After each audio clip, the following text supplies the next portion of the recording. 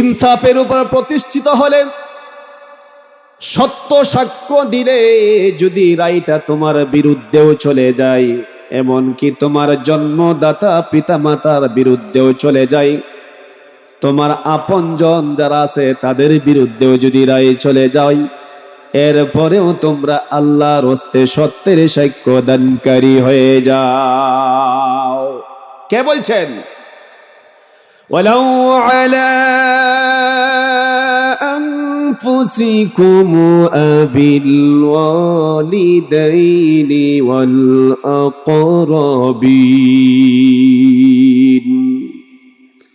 যদি এই রায় তোমার বিরুদ্ধে চলে যায়, তোমার বাবা, তোমার আপনজন এদের বিরুদ্ধেও যদি যায়, তোমাকে সত্য সাক্ষ্য দিতে হবে।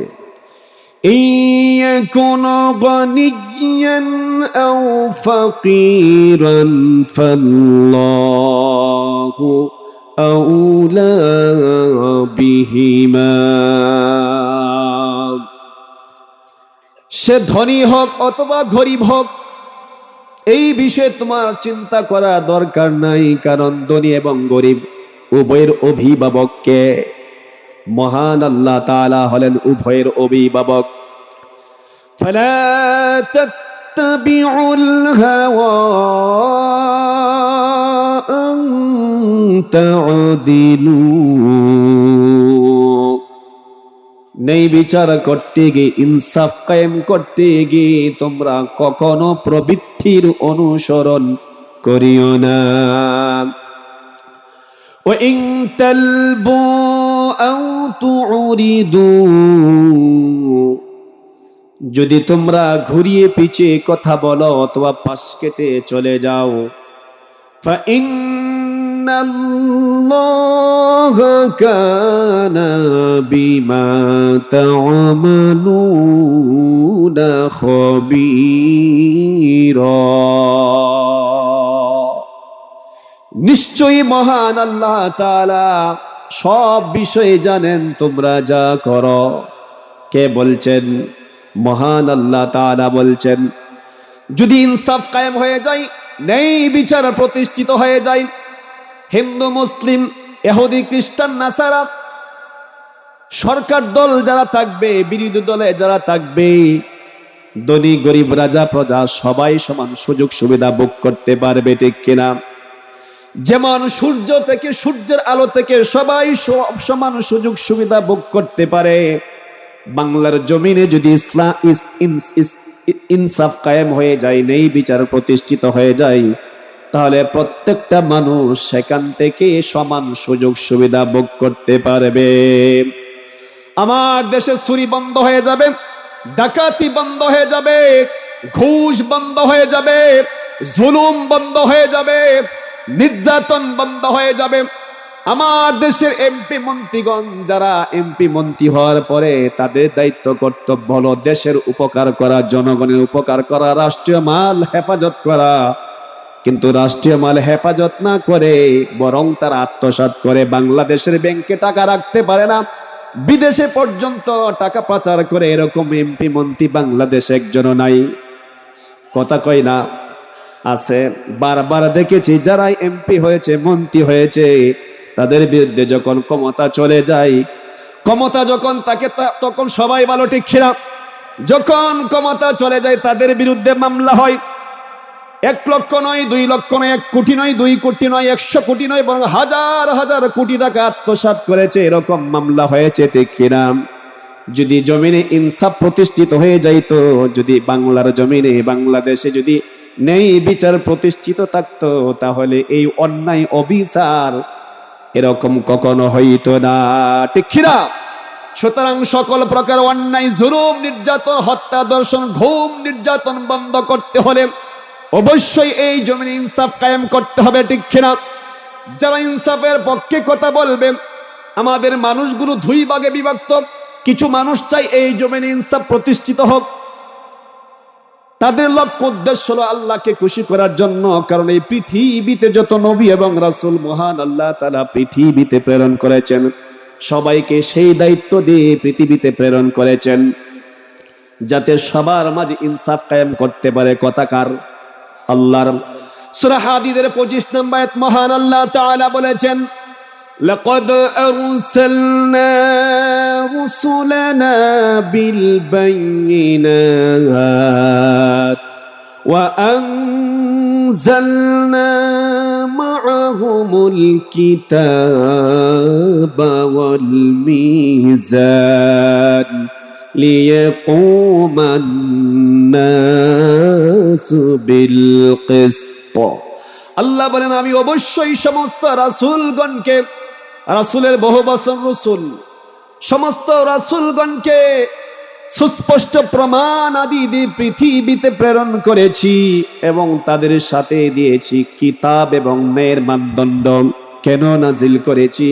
লিয়াকুমান নাসু বিল কিসত, যাতে মানুষ তাদের মাঝে ইনসাফ কায়েম করতে পারে। কিছু মানুষ হলো ইনসাফ কায়েমের পক্ষে, আবার কিছু মানুষ বিপক্ষে। কারা বিপক্ষে? বিপক্ষে হলো তারা যারা চুরি করে, যারা ডাকাতি করে, যারা ঘুষ খায়, যারা সুদ খায়, যারা জিনা করে, যারা নারীবাজি করে, যারা চাঁদাবাজি করে। ঠিক কিনা? কারণ তারা ভালোভাবে জানে, যদি এই জমির ইনসাফ কায়েম হয়ে যায়, নেই বিচার প্রতিষ্ঠিত হয়ে যায়, আগের মতো চুরি করতে পারবে না। যদি ইনসাফ কায়েম হয়ে যায়, নারীবাজি করতে পারবে না, চাঁদাবাজি করতে পারবে না, ডাকাতি করতে পারবে না। এই জন্যে তারা ইনসাফের বিপক্ষে। ঠিক না? আর যারা আল্লাহকে খুশি করার জন্য, যারা চাই সব মানুষ মৌলিক অধিকারগুলো ফিরে পাক, তারা সব সময় ইনসাফের পক্ষে থাকবে। যারা ইনসাফের পক্ষে থাকবে, ইনসাফের পক্ষে লড়বে, নেই বিচার প্রতিষ্ঠিত করার জন্য সংগ্রাম করবে, আল্লাহ তাআলা মাঝে মাঝে তাদেরকে পরীক্ষা করবেন, মাঝে মাঝে বিপদ আপদ দিয়ে পরীক্ষা করবেন। এমন পরীক্ষা করবেন মাঝে মাঝে মহান আল্লাহ তাআলা তাদের জীবনটুকু আল্লাহ কবুল করে নিবে। ঠিক না? যারা সত্যিকারের ঈমানদার, তারা জীবনটা দিয়ে দিবে, হাসতে হাসতে জীবন দিয়ে দিবে, কিন্তু অন্যের কাছে কখনো মাথা নত করবে না। যেমন শরীফ ওসমান হাদি। ওসমান হাদি হাসতে হাসতে জীবন দিয়ে দিলেন, কিন্তু অন্যের কাছে মাথা নত করেন নাই। যারা আমরা এখনো চিন্তিত, ব্যতীত, ভারাক্রান্ত, এখনো এই ওসমান হাদির হত্যাকারীকে এখনো গ্রেফতার করা হলো না। যদি ইচ্ছা করত সরকার, প্রকাশ্যে দিবালোকে রাজপথে তাকে গুলি করেছে, আবার ঘাতক কেমনে পালিয়ে গেল, এটা চিন্তা করলে মাথায় ধরে না। অবশ্যই এর পেছনে অন্য কেউ কিছু আছে। ঠিক কিনা? 1 ঘন্টার মধ্যে তাকে গ্রেফতার করা সম্ভব হতো। অবশ্যই এর পেছনে অন্য কিছু আছে। তবে আমরা দৃঢ় বিশ্বাসী, সত্য কোনোদিন গোপন থাকে না, সত্য একদিন প্রকাশিত হবেই হবে। ওসমান হাদিকে যারা হত্যা করেছে বা যারা এর সাথে জড়িত, তাদের বিচার অবশ্যই এই জমিনে একদিন হবে ইনশাআল্লাহ, আমরা দৃঢ় বিশ্বাস। যারা হত্যা করেছে, যে ঘাতক হত্যা করেছে, ওই ঘাতকের নাম প্রত্যেকটা মানুষ, ইনসাফ প্রেমিক মানুষ ঘৃণা ভরে উচ্চারণ করে। ঠিক কিনা? আর শরীফ ওসমান হাদির নাম সবাই শ্রদ্ধার সাথে স্মরণ করে। এই হাদির জন্য লক্ষ লক্ষ কোটি কোটি মানুষ রক্ত রক্ত লক্ষ লক্ষ কোটি কোটি মানুষ চোখ থেকে পানি ঝরে যায়। ঠিক কিনা? এক হাদিকে তোমরা হত্যা করেছ, আরো লক্ষ লক্ষ হাদি বাংলার জমিনে তৈরি হয়ে আছে। কত হাদিকে তোমরা হত্যা করো, এরপরে আমরা চাই এই জমিনে ইনসাফ প্রতিষ্ঠিত করবো ইনশাআল্লাহ। ঠিক কিনা? কোরআনের আইন দিয়ে যদি বিচার করা হয়, প্রত্যেকটা মানুষ তার মৌলিক অধিকারগুলো ফিরে পাবে। কোরআনের আইন আমাদের সমাজে চালু না থাকার কারণে সব জায়গায় অনিয়ম, বিশৃঙ্খলা। ঠিক কিনা? বিশ্বনবী এমন এক সমাজে প্রেরিত হয়েছিলেন, যে সমাজটাকে বলা হয়তো আইয়ামে জাহিলিয়াত, অজ্ঞতার যুগ, অন্ধকারের যুগ। কেন অন্ধকারের যুগ বলা হয়তো? তখন তো সূর্য ছিল, সূর্যের আলো ছিল, চন্দ্রের আলো ছিল, এরপরও কেন অন্ধকারে যুগ বলা হইতো? এই জন্য বলা হইতো তখনকার সময় কোনো নিয়ম কানুন ছিল না, যার মূল্যক তার অবস্থান ভালো ছিল, আর যাদের শক্তি ছিল না তাদের দুঃখের কোনো সীমা ছিল না, ঠিক কিনা? একটা পুরুষ যখন ইচ্ছা যত খুশি তত বিয়ে শাদী করত, আবার যখন তখন তালাক দিয়ে দিত। কন্যা সন্তানকে জীবিত পুঁতে রাখা হইতো। সমাজের কোনো নিয়ম কানুন ছিল না, রাষ্ট্রীয় কোনো আইন কানুন ছিল না। মানুষ অসভ্য হয়ে গিয়েছিল, মানুষ বর্বর হয়েছিল, এমন অসভ্য হয়েছিল যেটা ভাষায় প্রকাশ করার মতো নয়। যারা শক্তিশালী দুর্বল মানুষের অধিকারগুলো কেড়ে নিত, যারা শক্তিশালী একজন গরিব মানুষের মেয়ে, যুবতী মেয়ে যদি থাকতো, মা বাবার সামনে ঘর থেকে তুলে ধরে নিয়ে আনতো, দর্শন করে হত্যা করে ফেলতো। এই জন্য ওই সময়টাকে অজ্ঞতার যুগ বলা হয়, অন্ধকারের যুগ বলা হতো। বর্তমান সময় এরকম কিছু ঘটনা ঘটে কিনা? এরকম অজ্ঞতা যদি ওইটা ছিল আইয়ামে জাহেলিয়াত, আর বর্তমান হলো আধুনিক জাহেলিয়াত, ঠিক কিনা? মানুষ সুযোগ পাইলেই যারা সবল, যারা শক্তিশালী, দুর্বলের উপর চড়াও হয়ে আক্রমণ করে, ঠিক কিনা? এটা কখনো করতে পারতো না যদি এই জমিনে ইনসাফ প্রতিষ্ঠিত হয়ে যেত, যদি কোরআনের আইন চালু হয়ে যাইত। কোরআনের আইন যখন চালু হয়ে যাবে, কেউ কারো হক নষ্ট করতে পারবে না। কারণ কোরআনের আইন যখন চালু হবে, কেউ যদি কারো হক নষ্ট করে, পবিত্র কোরআন মাজিদে মহান আল্লাহ তাআলা যে বিধান বর্ণনা করে দিয়েছেন, সেই বিধান অনুযায়ী যদি বিচার করা হয়, তাহলে যত মানুষ চুরি করে, ডাকাতি করে, একটা বিচার যদি কোরআনে আইন দিয়ে করা হতো, সব অসুর জনমের জন্য ভালো হয়ে যেত, ঠিক কিনা?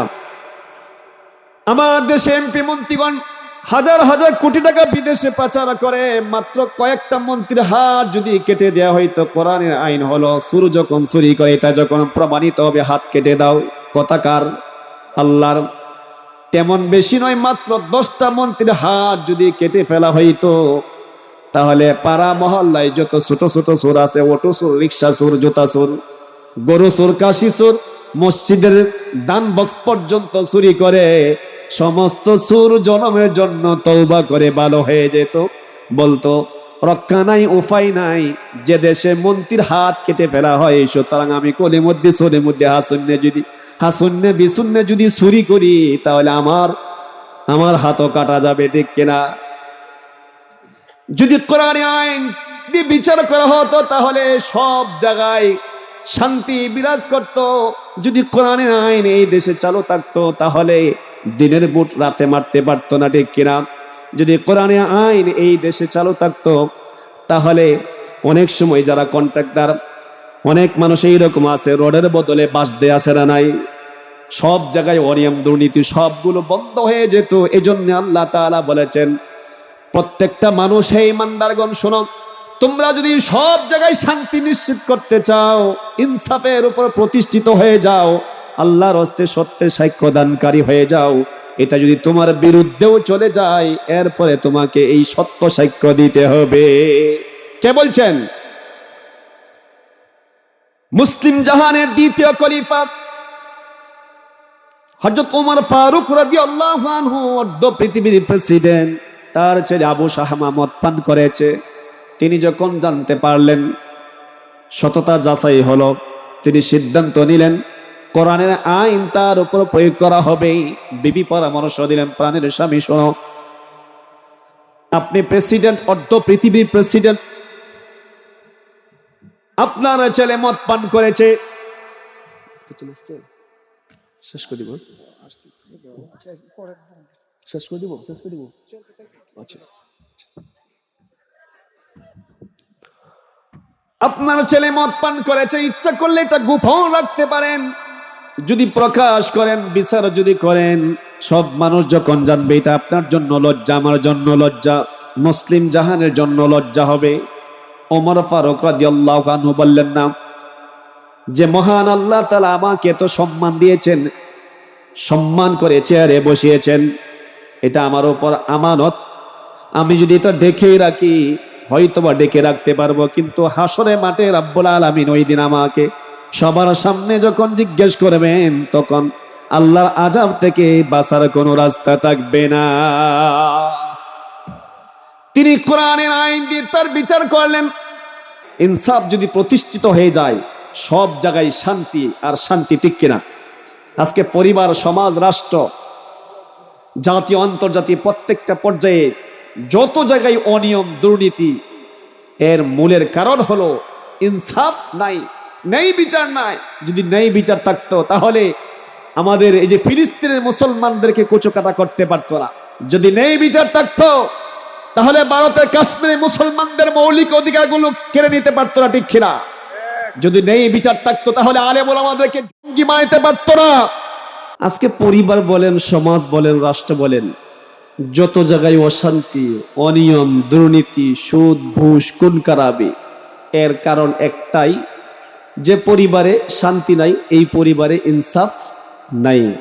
যে সমাজে শান্তি নাই ধরতে হবে এই সমাজে ইনসাফ কায়েম নাই। যে রাষ্ট্রের মধ্যে শান্তি নাই ধরে নিতে হবে এই রাষ্ট্রের মধ্যে ইনসাফ কায়েম নাই। জাতীয় এবং আন্তর্জাতিক, টপ টু বটম, একবারে রান্নাঘর থেকে শুরু করে সংসদ ভবন পর্যন্ত সকল জায়গায় শান্তি নিশ্চিত করতে হলে, মানুষের মৌলিক অধিকারগুলো নিশ্চিত করতে হলে ইনসাফ অবশ্যই কায়েম করতে হবে।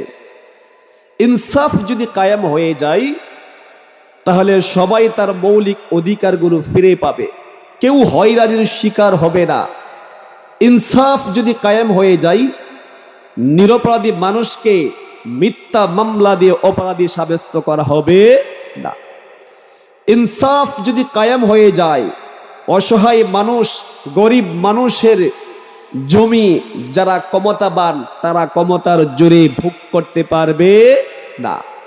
ইনসাফ যদি কায়েম হয়ে যায় তাহলে কেউ কারো হক নষ্ট করতে পারবে না। তাহলে ইনসাফ কায়েম করার দরকার আছে না নাই? এই ইনসাফ কায়েম করার জন্য বাংলাদেশ স্বাধীন হওয়ার পর থেকে অনেক মানুষ, আল্লাহওয়ালা মানুষ, অনেক আলেমরা সংগ্রাম করে যাচ্ছেন, চেষ্টা সাধনা করে যাচ্ছেন, কিন্তু এখন আমরা সেই ইনসাফের পথ আমরা এখনো দেখতে পাই নাই। বিশেষ করে বর্তমান সময়ে 24শে জুলাইয়ের পরে বাংলাদেশের আমরা সবাই যাকে এক নামে চিনি, ইনসাফের জন্য লড়েছেন, ইনসাফের জন্য হুঙ্কার দিয়েছেন, কথা বলেছেন, শরীফ ওসমান হাদি, শহীদ শরীফ ওসমান হাদি, চিনেন কিনা? শহীদ শরীফ ওসমান হাদির লক্ষ্য উদ্দেশ্য ছিল, উনি নিজকে নিয়ে চিন্তা করেন নাই, নিজে অনেক টাকা পয়সার মালিক হবেন এরকম চিন্তা তার মাথায় ছিল না, এমপি হবেন, মন্ত্রী হবেন এরকম চিন্তা ছিল না। তবে এমপি মন্ত্রী হয়ে তিনি যা করবেন বারবার বলতেন, আমি যদি এমপি হতে পারি, আমি যদি সুযোগ পাই তাহলে এই দেশে সকল মানুষের মৌলিক অধিকারগুলো ফিরিয়ে আনার জন্য, ইনসাফ কায়েমের জন্য আমি লড়ে যাব। এই ইনসাফের পক্ষে কথা বলার কারণে বাতিল শক্তিগুলো এটা সহ্য করতে পারে না, ঠিক কিনা? শরীফ ওসমান হাদিকে পরিকল্পিতভাবে হত্যা করা হয়েছে। উদ্দেশ্য হলো যারাই ইনসাফ কায়েমের পক্ষে কথা বলবে তারা যাতে ভয় পায়, কিন্তু যারা মহান আল্লাহ তাআলাকে খুশি করার জন্য, ইনসাফের জন্য লড়ে, ইনসাফের পক্ষে কথা বলে, তারা কি মৃত্যুকে ভয় পায়? তারা মৃত্যুকে কখনো ভয় পায় না। শরীফ ওসমান হাদি যেমন বলেছেন, এই জমিনে ইনসাফ কায়েমের জন্য যদি আমার জীবন দিতে হয়, হাসতে হাসতে জীবন দিয়ে দিব, এরপরও আমি চাই এই জমিনে বাংলার 18 কোটি মানুষ যাতে সবাই তার মৌলিক অধিকারগুলো ফিরিয়ে পায়, ঠিক কিনা? যারা হত্যা করেছে তারা চেয়েছিল ইনসাফের কণ্ঠস্বরকে রুদ্ধ করার জন্য, কিন্তু যারা ন্যায়ের পক্ষে কথা বলে, মহান আল্লাহ তাআলাকে খুশি করার জন্য কথা বলে, তাদের কণ্ঠকে বাতিল শক্তি কখনো রুদ্ধ করতে পারবে না, ঠিক কিনা? এক ওসমান হাদিকে হত্যা করা হয়েছে, এখন বাংলার প্রত্যেকটা ঘরে ঘরে ছোট ছোট বাচ্চারা বলে আমরা হাদি হতে চাই, ঠিক কিনা? আমরা সবাই কি হব? হাদি হব, সবাই বলতেছে আলহামদুলিল্লাহ বলেন। তবে আমার দৃঢ় বিশ্বাস, যেহেতু উসমান হাদির রক্ত এই জমিনে ঝরেছে, আরো অনেক আলেম ওলামাদের রক্ত এই জমিনে ঝরেছে, শাপলা চত্বর রক্তে রঞ্জিত করা হয়েছে তৌহিদি জনতার রক্তের মাধ্যমে, আমার দৃঢ় বিশ্বাস এই জমিনে অবশ্যই একদিন ইনসাফ কায়েম হবেই হবে ইনশাআল্লাহ। সেই দিন আর বেশি দূরে নয়। তবে সবাই চেষ্টা করতে হবে, ঠিক কিনা? সবাই যদি চেষ্টা করি ইনশাআল্লাহ এই জমিনে অবশ্যই একদিন ইনসাফ কায়েম হবে। তিলাওয়াতকৃত আয়াতের অর্থ বলছি। রব্বুল আলামিন বলেছেন, ইয়া আইয়ুহাল্লাযীনা আমানু কুনু কওয়ামিনা বিল কিসতি শুহাদাআ লিল্লাহ। ওহে বিশ্বাসীগণ, তোমরা সবাই ন্যায়ের উপর, ইনসাফের উপর প্রতিষ্ঠিত হয়ে যাও এবং মহান আল্লাহ তাআলার হস্তে সত্যের সাক্ষ্য দানকারী হয়ে যাও। আজকে ন্যায় বিচার না থাকার কারণে আলেমদেরকে হ্যাঁ প্রতিপন্ন করা হয়, যারা ইনসাফের পক্ষে কথা বলে তাদেরকে মৌলবাদী বলে গালি দেওয়া হয়, আলেম ওলামাদেরকে সাথে তুলনা করা হয়। আমরা চাই এই জমিনে ইনসাফ প্রতিষ্ঠিত হবে ইনশাআল্লাহ, কারণ এই জমিনে শাপলা চত্বর তৌহিদি জনতাদের রক্তে রঞ্জিত হয়েছে। এই জমিনে যারা ইসলাম প্রেমিক, যারা এই দেশের খান্ডারি, যারা এই জমিনে ইসলাম প্রতিষ্ঠা করার জন্য, ন্যায় বিচার প্রতিষ্ঠা করার জন্য সংগ্রাম করেছেন, তাদের রক্ত ঝরেছে। ইসলামী আন্দোলনের নেতৃবৃন্দদেরকে মিথ্যা মামলা জড়িয়ে হত্যা করা হয়েছে এবং শহীদ 24শে জুলাই তরুতাজা যুবকদেরকে, শত শত যুবকদেরকে হত্যা করা হয়েছে। সুতরাং আমাদের দৃঢ় বিশ্বাস, যুবকরা যদি জেগে ওঠে, আমরা তৌহিদি জনতা যদি জেগে উঠি, এই জমিনে অবশ্যই একদিন ইনসাফ প্রতিষ্ঠিত হবেই হবে ইনশাআল্লাহ। আগামীর বাংলাদেশ হবে কোরআনের বাংলাদেশ, আগামীর বাংলাদেশ হবে আলিম ওলামাদের বাংলাদেশ, আগামীর সংসদ হবে পবিত্র কোরআন মাজিদের সংসদ।